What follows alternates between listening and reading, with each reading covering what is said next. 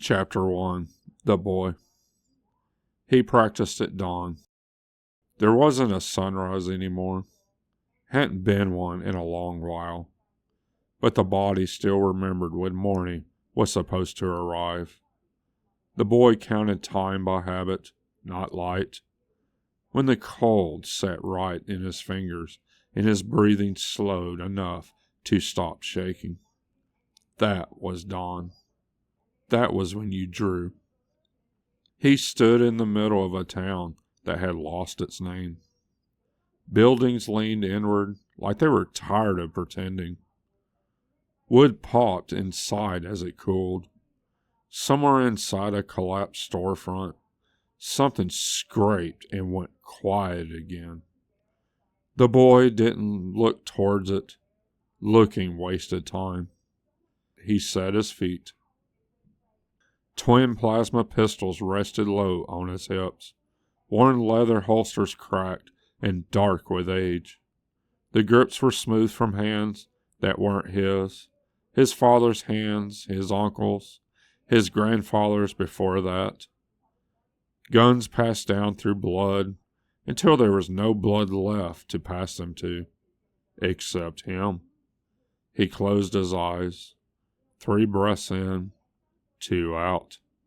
His hands moved. Leather whispered.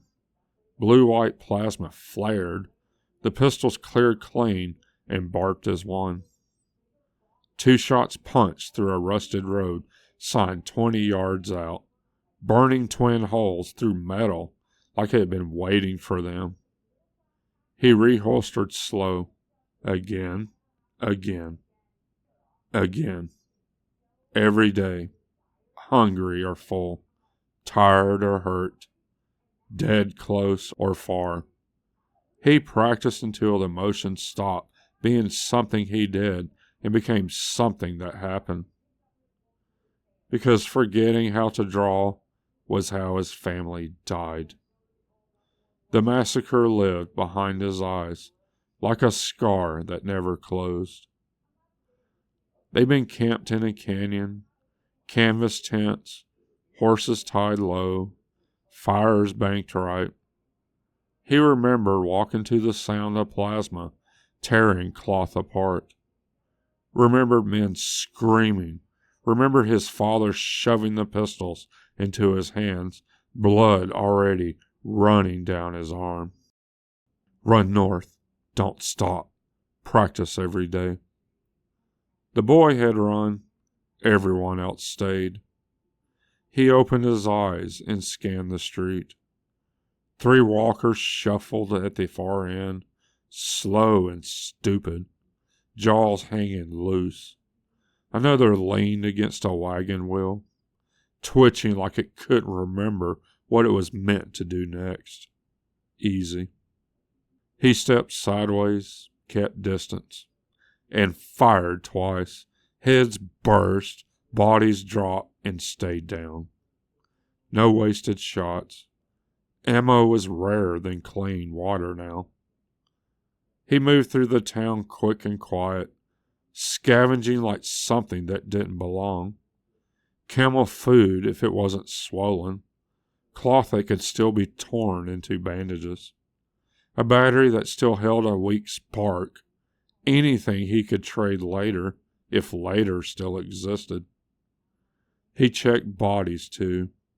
Not for mercy, for pockets. A dead man still had value. He was crouched by a collapsed porch, prying loose a tin of beans, when that feeling hit him. That pressure at the back of his neck. Like someone standing just behind you without breathing. He froze. Stood slow. Turned. Nothing there. That didn't mean anything.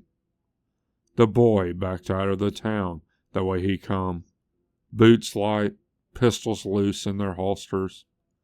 He didn't camp near places like this. Towns remembered people. Memory drew things that weren't dead and weren't in a hurry. By midday, that wasn't. He reached the road.